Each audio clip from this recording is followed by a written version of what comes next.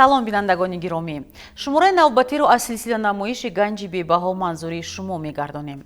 солимии пойҳо ва ҳаракат як ҷузъи муҳими саломатии инсон аст. бинобар ин дар сурати рух додани ягон ҳолати бемории пойҳо сари вақт ба мутахассис муроҷиат кардан ба манфиати кор аст. дар намоиши имрӯза доир ба як беморӣ хори пошна ё остеофит маълумот хоҳем дод. шояд аксар ин истилоҳро бори аввал шунаванд. вобаста ба ҳамин мехоҳем ки бо истифода аз андешаи мутахассисон дар бораи ин беморӣ ба шумо каме маълумот пешниҳод кунем. моро ҳамроҳ бошед. тибқи анъанае ки мо дорем, сараввал аз сокинони мамлакат пурсон мешавем ки дар бораи ин беморӣ то кадом андоза маълумот доранд. таваҷҷӯҳ кунед ба пурсиши сарироҳии мо.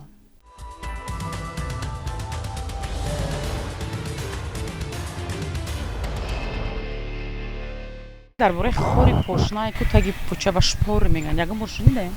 Не, нашунидам. Не, росо. Не нашунидам. Нет, не знаю. пойафзоли танг пӯшидан. чаро ин бемориро хори пошна меноманд? шояд боре ба ин истилоҳ таваҷҷӯҳ накарда будед. дар асл ин беморист хеле дардовар. беҳтараш маълумоти умумӣ доир ба бемориро аз забони мутахассисон мешунавем.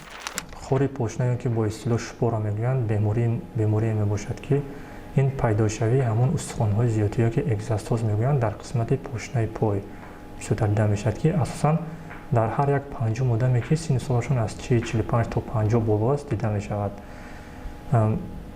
пайдошавии ҳамин шпора ин худ вайроншавии мубодилаи модда дар қисмати ҳамон мушакҳои пошнаи пой ки бофтаи пайвасткунанда ки дар пошнаи пой аст ҳангоми сарбории ҷисмоние ки вазни зиёдатии зиёд доранд сарбории ҷисмонӣ мешавад. дар ин ҳолат ҳамон кафидан ё ки таркиши рагҳои хунгарде ки пошнаи пойро аз хунтар мекунад ё ки дигар мубодилаи моддаҳо таъмин менамоянд ба амал меояд. дар ин сурат метавонад ки мубодилаи моддаи хунгардиш вайрон шавад ва пайдошавии ҳамин остеофит ба амал ояд. ҳангоми ҳамон таркиш ё кафидани рагҳои хунгард вайроншавии мубодилаи моддаҳо дида мешавад ки ин оҳиста оҳиста ба пайдоиши ҳамон экзостоз оварда мерасонад. акнун биёед шунавем ки хори пошна чӣ тавр ба вуҷуд меояд. мегӯянд ки омилҳои гирифторӣ ба бемории пойҳои ҳамвор, вазни зиёдатӣ, аз ҳад зиёд сарбории пой, камони хеле баланд ё пасти пой, деформатсияи модарзодӣ ва дар ҷараёни ҳаёт пайдошудаи пойҳо, сколиоз, остеохондроз, артрози деформатсиякунандаи буғумҳои зону, артрит ва ғайра мебошанд. табибон чӣ мегӯянд? яке аз сабабҳои асосии ин беморӣ ин биомеханикаи одам аз он иборат аст ки ба ҳамин қисми пойпанҷа фишори асосии вазни одам ба ин овора мерасонад. дигар ҳам омилҳоям ҳастанд ки онҳо сабаби ин беморӣ шуда метавонанд. дар алоҳидаге нею дар маҷмӯъ ба дигар омилҳое ки мо гуфтем ба сабаби ин шуда яъне ин аз ҳад зиёд будани вазн ки ин ҳам меорад ба пахш кардан ба ин қисми пошна. боз дигар вайрон кардани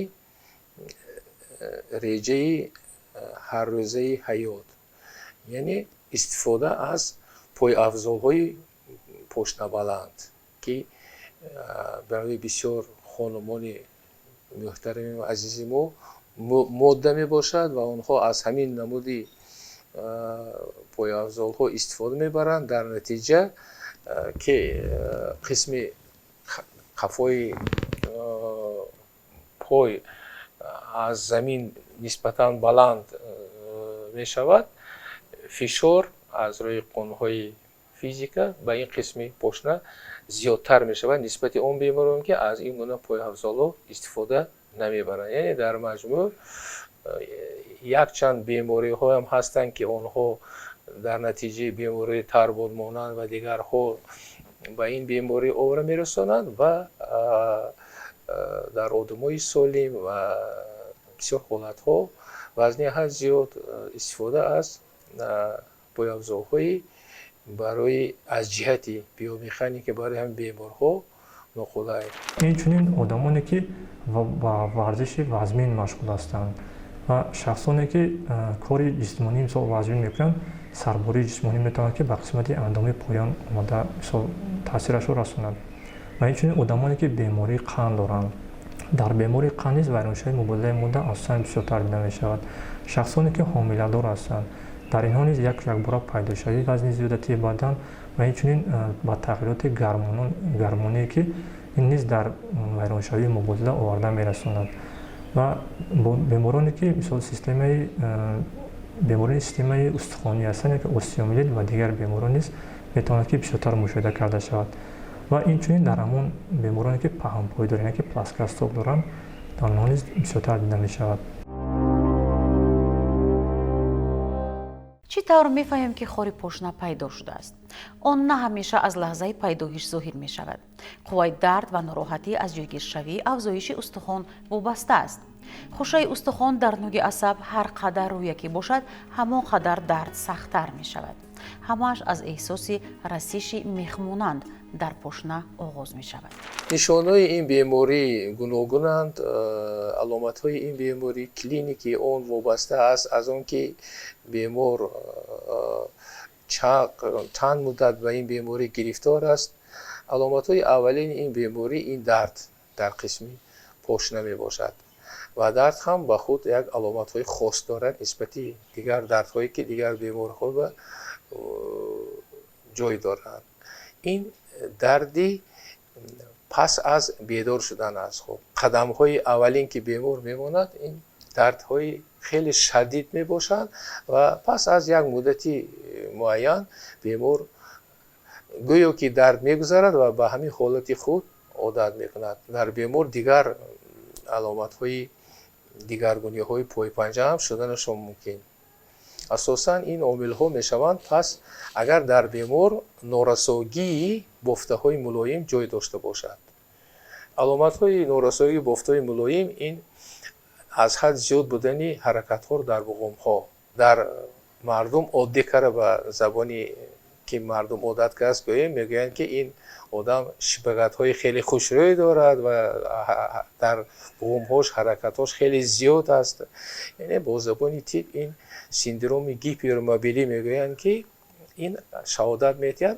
аз норасогии модарзодии бофтаҳои мулоим ва дар ҳамин беморҳо ҳам нисбатан хори пошна ё изофаи пошна зиёдтар вомехӯрад яъне сабабаш ҳамин бофтаҳо устухонҳоро ба тарзи зарурӣ нигоҳ намедоранд ва дар бемор ғайр аз аломатҳои ин беморӣ дигар деформатсияҳои статикӣ мегӯем ки дар натиҷаи аз ҳад зиёд ба пошна вазни одам таъсир кардан мерасонад ба инҳо попаҳнӣ дохил мешавад дар бисёр беморҳо ғайр аз попаҳнӣ иваз шудани хати ангушти якум ба тарафи берун ба тарафи бемор бо забони тиббӣ деформатсияи валгусии ангушти якум ё бо забони тиббӣ халус валгус табибон ном баҳогузорӣ мекунанд ва дар ҳамин беморҳо ин аломатҳо хеле шадид мегузаранд аломатҳои хори пошна аз сабаби он ки дар бемор ғайр аз ин беморӣ дигар бемориҳои статикии пойпанҷа яъне статикӣ дар натиҷаи пахш дар вазни бемор таъсир кардан овара мерасонад ва вазбинтар мегузарад асосан ду намуди маъмули шипора маълум аст яъне ки шипораи намуди пошнагӣ ва шипораи намуди ахилӣ мегӯянд шипораи намуди пошнагӣ асосан бисёртар дида мешавад дар қисмати поёниву дохилӣ ҳамон пошнаи пой ба амал меояд шипораи ахилӣ бошад асосан дар қисмати беруну болоӣ яъне ки дар назди пайи ахил бисёртар дида мешавад агар дар бемор аломатҳои деформатсияи пойпанҷа дошта бошанд боз дигар мушкилиҳои ҳам дар вай шуданаш мумкин ин дар қисми катшудаи ангушти якум дар натиҷаи он ки пои бемор дар ин қисм зиёдтар мешавад ҳаҷми он дар натиҷаи ҳар рӯз осеб гирифтани ҳамин қисм дар пӯст сурхӣ пайдо шуданаш мумкин ва дигар ин аломатҳои хори пошна набуда ба он бемориҳое ки дар замими он ин беморӣ пайдо мешавад мансуб ҳастанд.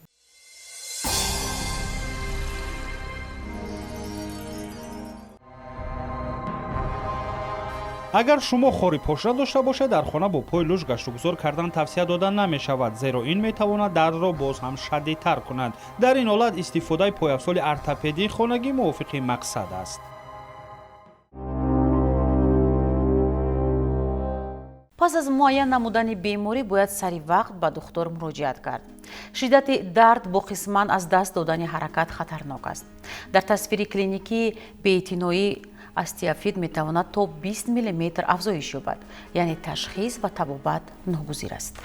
ташхиси ин беморӣ асосан аз гузарондани ташхиси рентгенӣ вобаста аст ки дар акси рентгенӣ мо ҳамаи аломатҳои ин бемориро мебинем. дар акси рентгенӣ пайдо шудани дар қисми пошна ба монанди бар он ки хор мегӯянд ба хор монанд остеофитҳо дигаргуниҳо дар устуғон пайдо мешаванд ки онҳо худ аз худ сабаби дард нестанд, лекин аломатҳои асосии рентгенологии ҳамин беморӣ мебошанд.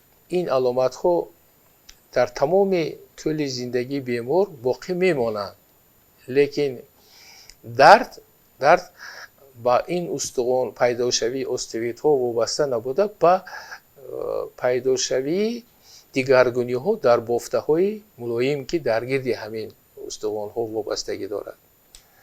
барои ҳаминам агар дар бемор ягон аломатҳои дигар бошад, ташхисҳои иловагӣ мутахассис мегузаронад бо мақсади муайян кардани он бемориҳое ки дар замимии онҳо худи ин беморӣ пайдо мешавад. яъне дар бисёр ҳолатҳош хеле ки мо гуфтем ин беморӣ дуюм дараҷа мебошад, дар замими ягон бемории дигар пайдо мешавад ва ташхиси ниҳоӣ дар акси рентгенӣ гузаронда мешавад ва бемор дар ин сурат барои гузарондани табобати махсус аз тарафи мутахассис бояд гузаронда шавад. усулҳои муайянкунии ҳамин беморӣ дар дараҷа якум аввалин дараҷа мо бо усули рентгенография мисол муайян мекунем. дар акси рентгенӣ мо пурра мушоҳида карда метавонем ки шупора дар кадом қисмати пошнаи пой ҷойгир аст. ва дуюм дараҷа бошад ин гирифтани таҳлили умумии хун, яъне ки мо аз таҳлили умумии хун муайян мекунем ки миқдори ҳамон калсию фосфори лозимӣ дар организм чанд қадар аст дар ҳамон организми одам.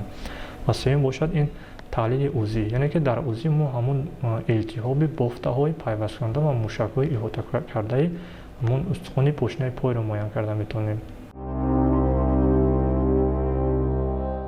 масъалаи дигар худи табобат аст. барои табобати беморӣ йодиди калий, гидрокортизон, навокаин ва дигар доруҳо истифода мешаванд.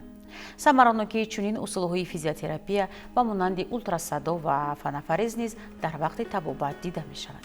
дар табобати ин беморӣ табобати консервативӣ роли ҳалкунанда мебозад, гарчанде дар баъзе мутахассисон дар баъзе ҳолатҳо аз табобатҳои ҷарроҳӣ ҳам истифода мебаранд.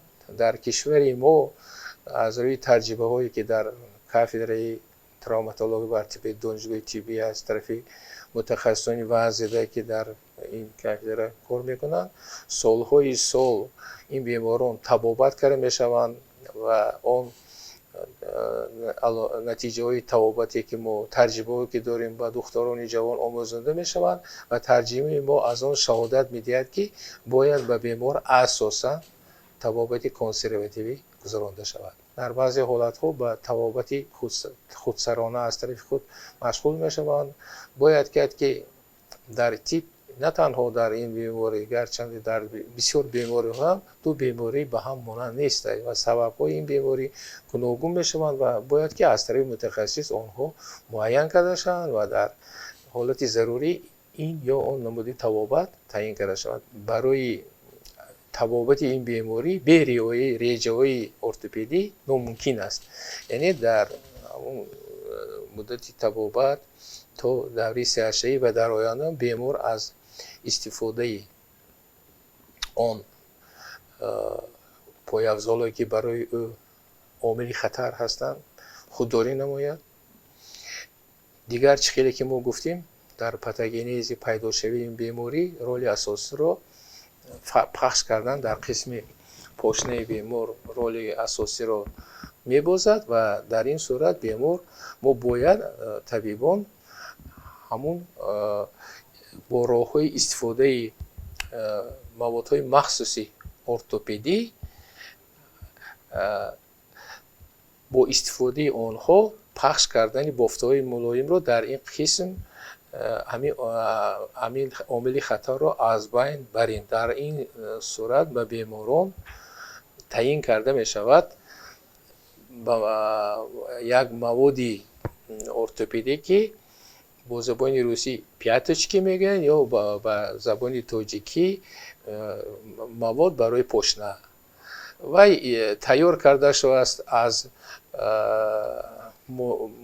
моддаҳои пластмассӣ ки дар дохили худ гел доранд ва ҷуфт ҳам онҳо ҳастанд. ҳамон дардҳое ки дар бемории шпор яке хори пошнаи пой дида мешавад با یکچند بیماری دیگر ما هم ردیف یعنی که میتونیم که مقایسه کنیم یعنی که مانندی دارن با دیگر بیماری ها یعنی که بیماریایی که این بیماری بخترف میگن یعنی که توبرکولوز استخوان یعنی که اوستیومیلیت ها باشد یا شکست یا آسیب استخوان ها یا اینکه بیماریایی که با همین آرتروز های بقوم ها دیده میشن اصلا دردها مانند هستند با همین دردهای شپاره ها ما میتونیم که اینها رو از یکدیگر باز در آیندگی تشخیص ایلاوی گذرانده فرق کنیم. غیر از این به بیمار ما باید استفاده بریم از اصولهای فیزیوتراپیوتی. اصولهای فیزیوتراپیوتی با آنها داخل میشوند الکتروفورز با نووکائین. الکتروز با نووکائین عادتا ما تو این طبابت آمبولاتوری همین طبابت ها آمبولاتوری گذرانده میشود. و بیمار وقتی که الکتروفورز رو تعیین میکنیم درد اون کم میشود و پس از اون که درد گذشت درد شدید گذشت باز با مقصدی همون معتدل گرداندن دیگرگونی در بافت‌های ملایم ما الکتروفورز رو با محلول یودیت کالی یا گیدروکورتیزون و دوام میدیم. این هم یک تا 5-7 روز گذرانده می شود. غیر از این در حالت های درد شدید به بیمار بلاکاده های گلوبوم گذرانده می شود. یعنی به طور با سوزان دارو به جایی که همون از هر درد زیاد در بیمار حس می کند با واسطه پالموسیدن با سوزان دارو به بیمار محلول های مخصوص گذرانده می شود که آنها به این محلول ها داخل می شوند. محلول نووکائین 0.5% تا مقدار تا 20 میلی لیتر با یگان هورمون ها اساسا ما بسیارتر استفاده میبریم از دیپروسپن میتوانیم از گیدروکورتیزون یا کینالوگ یک آمپوله با گیدروکورتیزون و با ویتامین B12 ما بلاکاده یعنی موثر میگذرانیم. در مرحله اول پیدایش ما میتونیم که با توسط لازمی همین طبی مدیکامنتوز لیچین میگن ما میتونیم که برطرف نماییم. یعنی که با اصول همین ماساژ ماسک گردانی که توابط های فیزیوتراپیوتی یا انتخاب درستی همون پوشنه پای ما میتونیم برطرف نماییم و در شکل وزمی باشد. این مثال هنگام توابط های لازمی طبی یعنی که برطرف که نشد این با جراحی یعنی که در مرحله آخری طبابت ما میتونیم که با جراحی این مثال توابط نماییم. برای گرفتار نشدن به بیماری خاری پشنه آیا چاره‌ها وجود دارند؟ در این مورد متخصصان چی نظر دارند؟ توجه میکنیم. اگر یگان در بیمار علامت های نورساوی بافت‌های ملایم باشد یگان عامل های خطر باشد آنها باید از استفاده از این پایافزارها خودداری نمایند. غیر از آن باید که وزن از حد زیاد باشد آنها در این صورت با استفاده از رژه خوراکواری برای کم کردن وزن خود و دیگر همه عامل هایی که از حد زیاد به فشار آوران میرسانند باید بیمار خودداری نماید. غیر از آن راه پیشگیری این بیماری اگر در بیمار اگر یک بار علامت های این بیماری جای داشته باشد از همون موادهای ارتوپدی که من گفتم آنها آواره میرسانند و پخش کم کردن آن خودداری نماید و پس از آن که همون علامت های اولی سرشوی بیماری از بین رفت باز به رژه عادی برگردد. در مد اول باشد این کم کردن همون وزن زیادتی که در ارگانیسم دیده می شود. دوم انتخاب شکل درست پایافزال. سوم باشد این انتخاب نمودن همون سوپیناتر خواهی میگویند در پشنه پای. و چهارم باشد این برطرف کنی همون مشکلات هایی که در رگ‌های خونگر دیده می شود و برطرف کنی همون مقدار موادهای نالازم، موادهایی که مقدارشان کم است در ارگانیسم، که کلسیم کم است، ما میتوانیم که مثال همون استعمال کلسیم را زیادتر نماییم و پیشگیری همین بیماری را باز تیزتر نماییم. و همچنین یعنی که گذاشتن هر نمود مشق‌های لازمی و کم کردن سرباری جسمانی به همین پشنه پای. اگر به این بیماری شخص بی‌اعتنایی کند پس تغییریابی راهروی به نظر می رسد. برای کوشش پیشگیری کردن درد شخص با جستجوی موقعی بیشتری به راحتی پای آغاز می کند. دشواری راه رفتن مخصوصا در صبح یا پس از استراحت در مدت طولانی به عمل می آید. از این خاطر هر نفری با چنین بیماری دچار گردید باید به متخصصان مراجعت کند. با امید حفظ گنج بی‌بهای هر کدام شما شماره نوبتی نمایش به انجام می رسد. همیشه سالم و بردم باشید تا بازدید.